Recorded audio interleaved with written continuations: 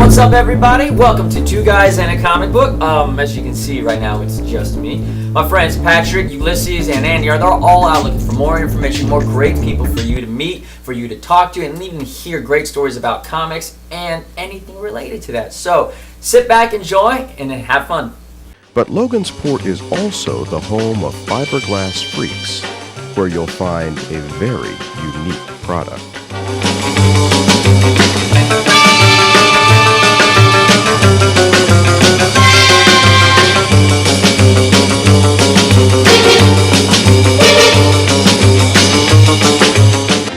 Acquired by Barris for $1, the cost to modify the Futura concept car was $30,000. The approximate value of the Batmobile in 1966 was $125,000. This original Batmobile 1 is today valued at $2 million.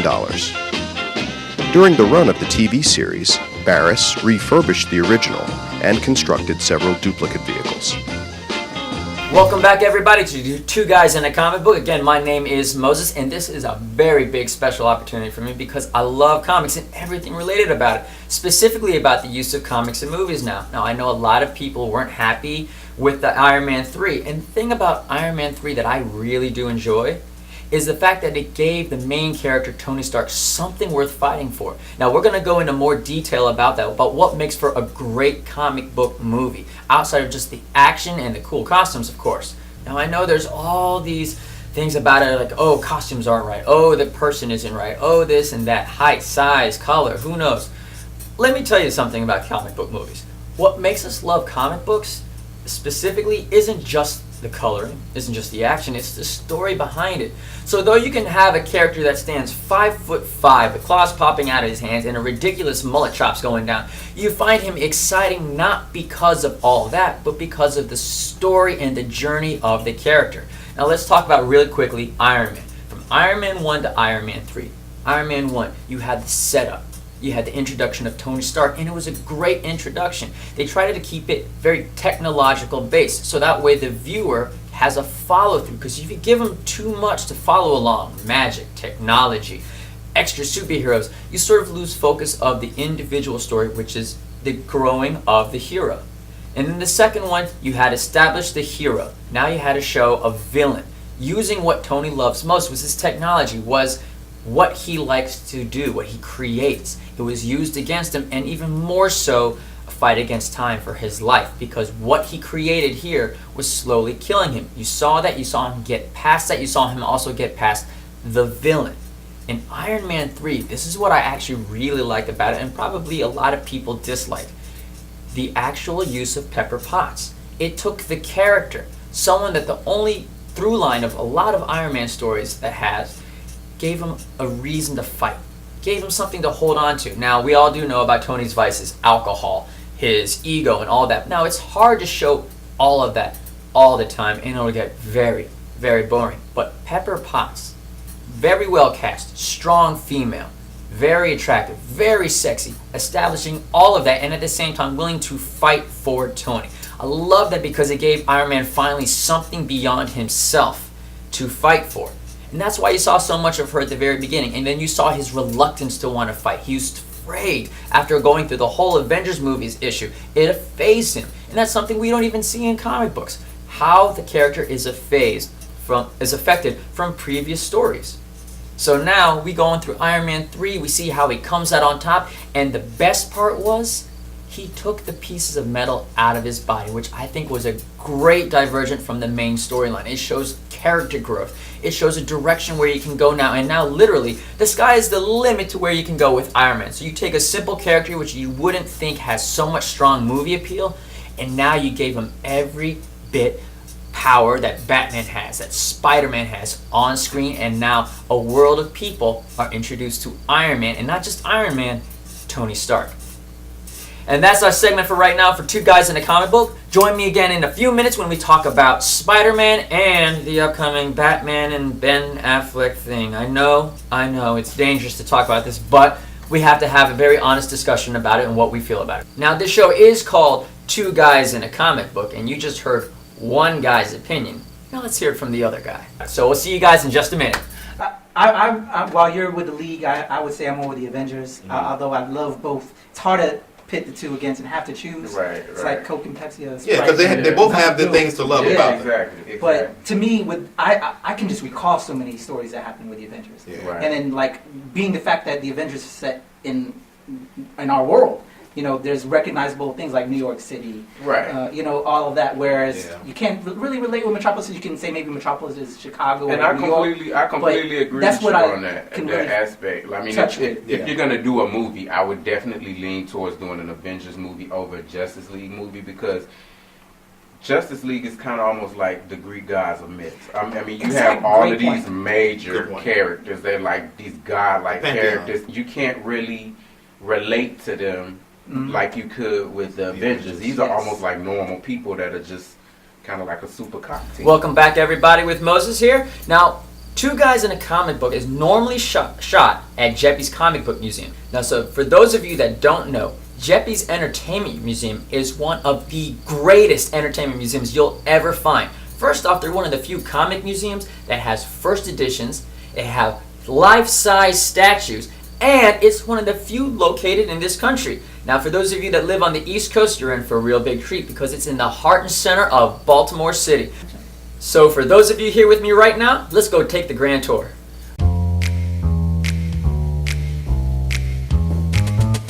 Hi, I'm Steve Jeppy, and I'd like to welcome you to Jeppy's Entertainment Museum. In 1974, I quit my job as a letter carrier at the U.S. Postal Service and opened a small comic book store in the basement of a TV repair shop. Little did I realize that from that humble beginning would grow this incredible pop culture collection you see here today. At the center of that collection is the comic character, the Brownies, Buster Brown, Mickey Mouse, the Lone Ranger, Superman, Barbie.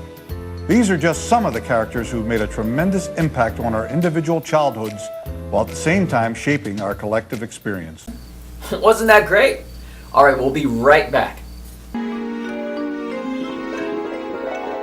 It started small. Then it went global. Gamers from North America coming together with gamers from all around the world, from all walks of life, getting together to play games for 24 hours and raise money to help cure sick kids. With all funds raised staying local with Children's Miracle Network hospitals and partner hospitals internationally. For more info or to sign up, visit www.extra-life.org. Play games, heal kids, Extra Life.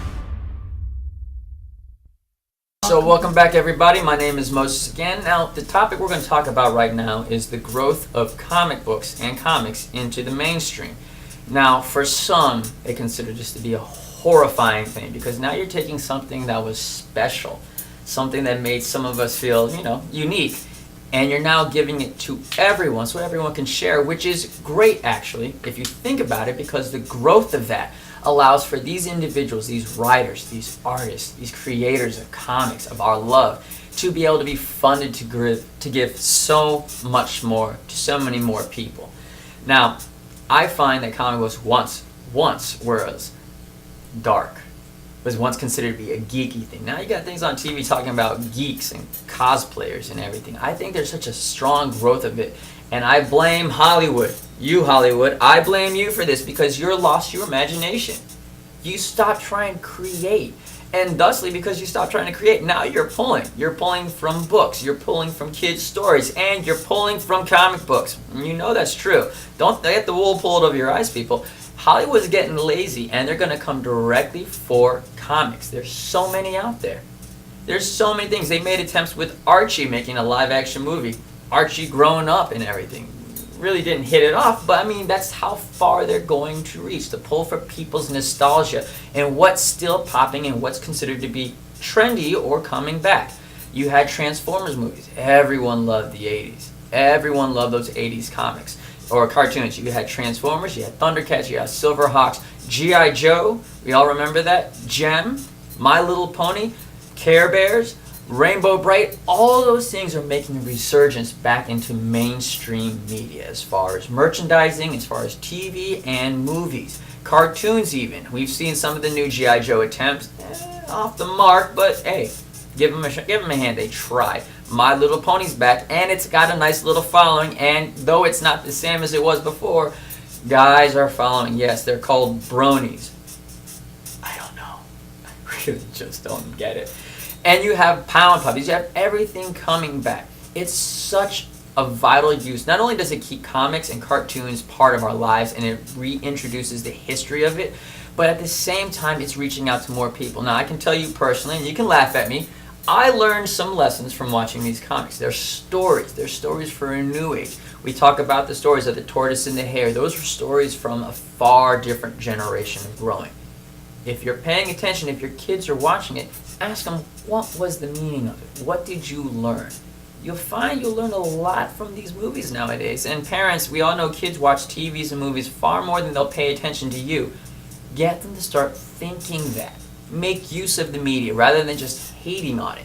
Great example, Real Steel. Tell me that any person out there who grew up without a father didn't feel a little twinge or something there when you saw Hugh Jackman try to apologize to his son twice, 2 different times. It pulled from the heartstrings because it gave a story. It showed that a man who was almost without nothing found something to fight for beyond himself. And at the same time, you have a kid that's strong enough to stand on his own feet and not be afraid, because this has grown into a harsh world. Kids need to know how to stand on their feet. They need to have that bravery inside their heart. And that little kid in Real Steel, he sure had a lot of it. So, comics, cartoons, nostalgia, it's going to be coming faster and faster and faster. We'll like it, we'll hate it, we'll think on it. But either way, it's coming and it's not going to be slowing down any soon. We just got to realize what we can do with it and how to make it more functional rather than just dismissing it as some smarmy action shot or something with far too much violence. And I'm talking about the critics of Kick-Ass 2. Seriously, Kick-Ass 2 was not all about violence. If you watch the movie and listen to the story beyond just the gore, which didn't have that much, there was something behind it. It was speaking on violence, and at the very end, the main character even said, this is not a movie, this is real life.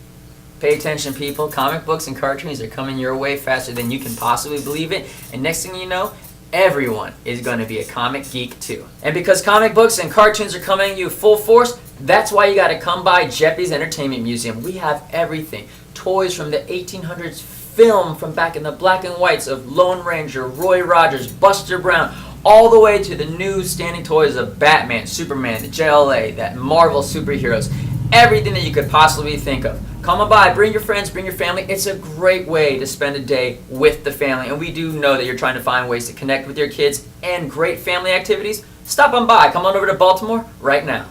Now, as I said, we are here at Jeppy's Entertainment Museum, but let's hear it from the horse's mouth himself. Let's hear it from the founder and owner of Jeppy's Entertainment Museum, Steve Jeppy himself. A more appropriate place to display the history of pop culture in America, I can't think of it.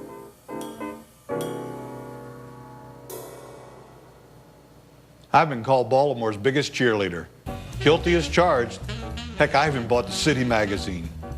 I was born and raised in Little Italy, an ethnic neighborhood just across the Inner Harbor from here.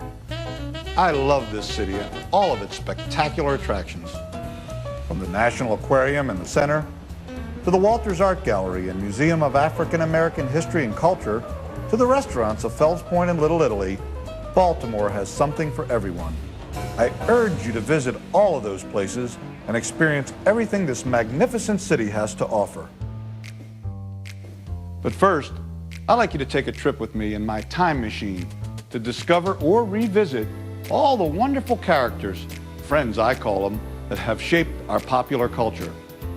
And don't be afraid to say, hey, I had that when I was a kid. I do it all the time.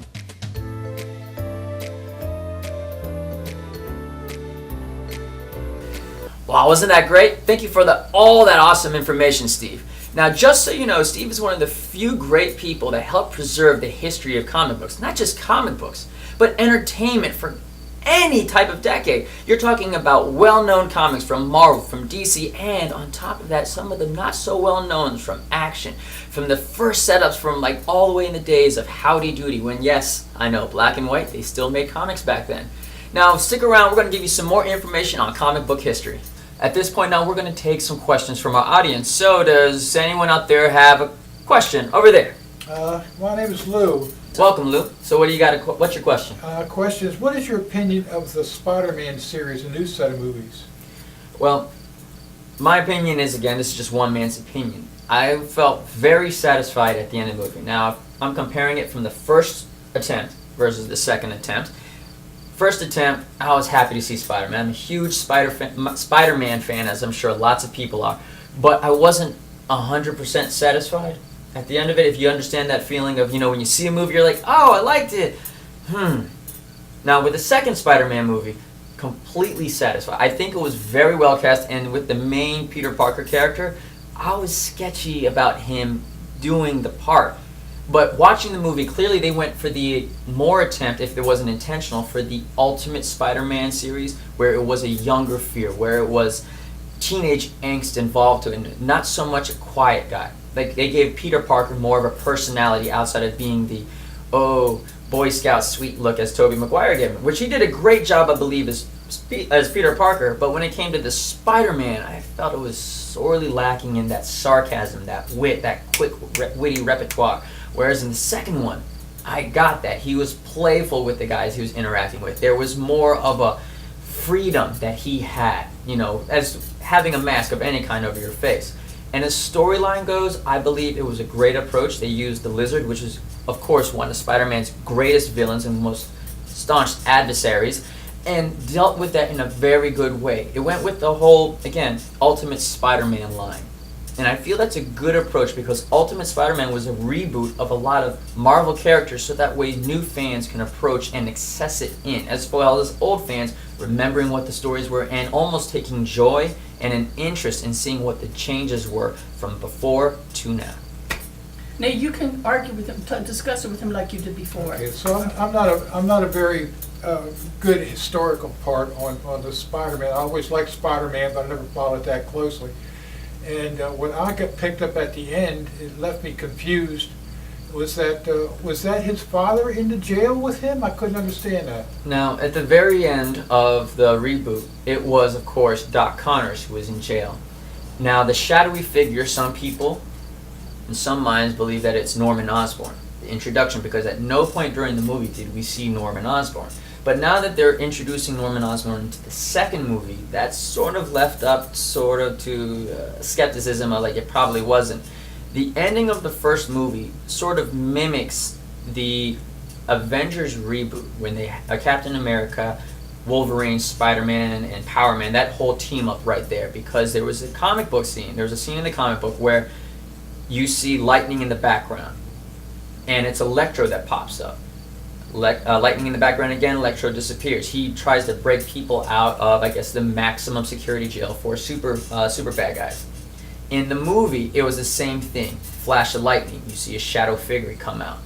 Flash of lightning again, he disappears, and Connors is in the cell alone by himself. So a lot of people, and I'm also one to believe this, that it was possibly the introduction of the next character, which is now the main bad guy of the new Spider-Man movie, which will be coming out later, Electro, which is now being filmed by Jamie Foxx. Thank you. Thank you very much. No problem. Well, it looks like we have another guy who wants to ask a question on us. Hit me up. What do you got? Okay. What did you think of Ben Affleck when he did the TV show where he played George Reeves? Well, to be absolutely honest, I didn't have a chance to see that, but from what I've heard about it from other people, especially since now Ben Affleck is the hot topic, is that it was a very well done movie. Now, my take on Ben Affleck, and this is just, again, one man's opinion, is that I believe he's a good actor. You can't knock him. He made it into Hollywood, which is a hard enough thing to do when you have millions of other people trying to knock on that door. I believe he's an exceptional actor, but I believe he's made even better with a more exceptional director. When you think about Good Will Hunting, when you think about Argo, there was something at stake. With Good Will Hunting, it was his first real big one. Argo is his reintroduction again back into movies. He's been working his way as a director. He's a fine actor, I believe. He's just, I don't think he's a great actor. Now, if they have a great director for the new upcoming Superman Batman movie where he plays Batman, where he's portraying Batman, I believe we'll be fine because we're fans of the story, not fans of the actor. I think what was going against Ben Affleck at the time with Daredevil specifically was that Ben Affleck the man was bigger than Daredevil the character. And because of that, we didn't see Daredevil. We didn't see Matt Murdock. We saw Ben Affleck. We saw, actually at the time he was still with Jennifer Lopez, we saw Bennifer. We saw that whole thing. And thusly that jaded us to what we felt about him. And of course the movie was sorely lacking and had too much of a focus on Elektra, which turned out to be Ben Affleck's future wife.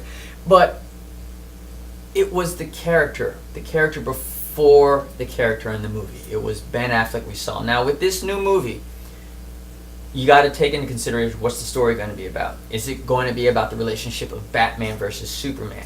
Is it going to be a relationship of Superman and Batman? Who's going to be the main focus? How much of a stake will Batman have into it? How much involvement will have? And on top of that, after seeing the very last Batman movie, who is Batman now? Is it Tim Drake? Is it Robin, the name as we heard from the last movie? Or is this Bruce Wayne being brought back? There's a lot of questions left up in the air, which leaves a lot of space for this movie to be literally anything they want it to be, which will be the most interesting aspect of the movie. And also, hopefully, it'll be less destructive action, because at the end of Superman, they could have taken out the extra 30 minutes of all that destroying of New York. I would have been happy, especially at the end of the movie where they were at the Daily Planet and everyone was really happy, like, oh, hey, we're back to work. Let's forget about that half New York is gone. You know, seriously. I mean, from an acting standpoint and the storyline, I was like, oh, you sort of jumped the shark right there. So, thank you for that question. Do we have any more questions out there? All right, looks like we don't have any more questions here in his house, so we'll take one from our Facebook wall. So let's take a look here and see what we got. Well, let's see. The next big hero in movies. Well, you might shoot me for this. It's one of two stories. Either you're going to take Thundercats or go for it all and shoot Silverhawks. Now, I know they're both similar in stories, which makes it great. They both would work. Both have a strong following from the 1980s, which is going to be a huge portion of parents nowadays that are going to shell out the money for their kids to want to see it. And on top of that, you just had Cartoon Network redo Thundercats. Even though it was for a short term, I know all of us out there really loved it. You have toys, you have merchandising, you have the whole reintroduction of comic books, and on top of that, you'll have cosplayers. I mean, it'll hit on so many areas. I think it'll be great. And on top of that, it's something that can grow for individuals.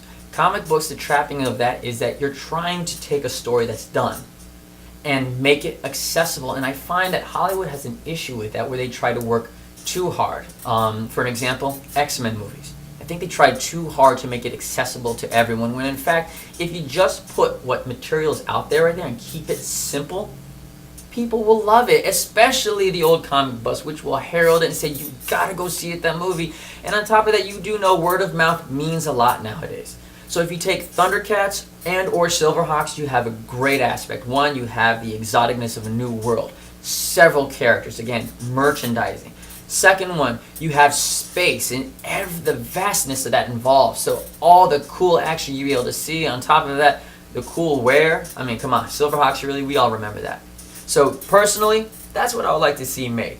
Step away from the comic book line right now And let's take a jump back, old school comics, old school cartoons, 1980s, when they were really great and everybody loved them, even nowadays still love them. Now let's see what else we have here on our Facebook wall. About that. What do I think about Hugh Jackman as an actor? He's fantastic. He's exactly what we need nowadays for performers. Think about it. He sings, he dances, he does stage, he does film, and if he's asked and had the right project, I'm pretty sure he would do TV. This individual has crossed genres, crossed types of movies. He's made himself so accessible to Hollywood. One of my favorite movies that he's been in, Real Steel.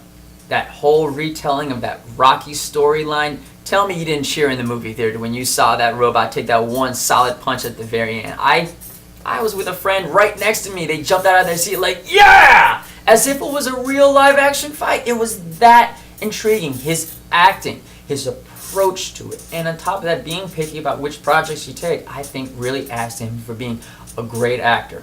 And especially for Wolverine, listen, I know Wolverine is short, and as soon as he was casted, everyone was like up in arms, oh, Wolverine's like a midget, he's short, he can't be tall. Does it really matter how tall Wolverine is? He has sex appeal, he has grittiness, he has the ability to be masculine without overdoing it. I mean, that's the issue with some of these comic book characters. They overdo it on the screen, thinking like, I gotta do this. So again, it makes him a very interesting actor. Now, if we're going to talk about his portrayal of Wolverine throughout all the movies, the first X-Men movie, second X-Men movie, then you had his first origins, then you had the reintroduction, which was most recently done. I feel his approach to it has been very good. This man is out of time. He sort of is out of time because he's lived for so long. He's adjusted to it. And his demeanor, I think, is a reflection of the harshness of the world that's been around him and dealing with him. With the first X-Men, perfect. I thought it was great. You had the interaction with him and Jean Grey. You had the interaction with him and Scott Summers. The second movie, I wasn't a huge fan of. I enjoyed it because it was an X-Men movie. They focused more on Wolverine. And of course, by the third one, it was all Wolverine. I mean, I think Hollywood, again, is trying to beat a dead horse. I mean, what makes Wolverine great is he's not the main character all the time with these big movies. When you do X-Men, you can't have Wolverine be the main attraction. Otherwise, it loses focus of everyone around him.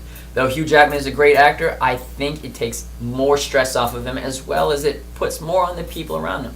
Avengers was a great movie not because of one individual, but because of the team and because they made it so that way the focus was on each and every single team member and they were able to bring life to those characters. Tell me, what do you really know about Storm other than the fact that you really didn't like Halle Berry playing her? Really? Nothing beyond that. You know Rogue, you know Wolverine, you know Scott Summers died, you know Jean Grey is gone, and you know that Xavier's coming back. That's about it. We really didn't know too much about Iceman, even in the second movie. We didn't know too much about the other villains outside of Magneto, who we know the backstory, and of course Sabretooth from the Wolverine movie. Wolverine, great character. Don't beat him to death, please. We really like Hugh Jackman. I think we got a real good solid find here for an actor that can portray Wolverine well until he's gray. Well, that's it for right now. We're going to take a quick break and join us real quickly for Two Guys in a Comic Book.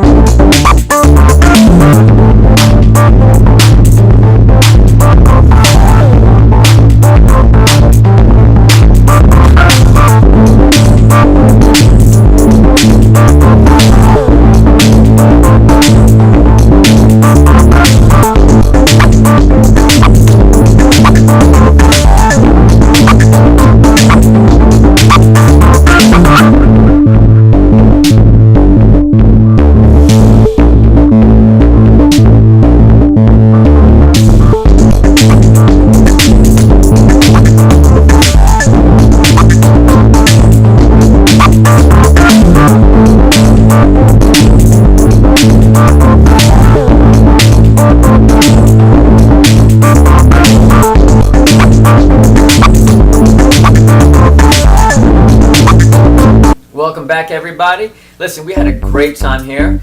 Now, join us next time, because today we talked all about men in comics and in the movies.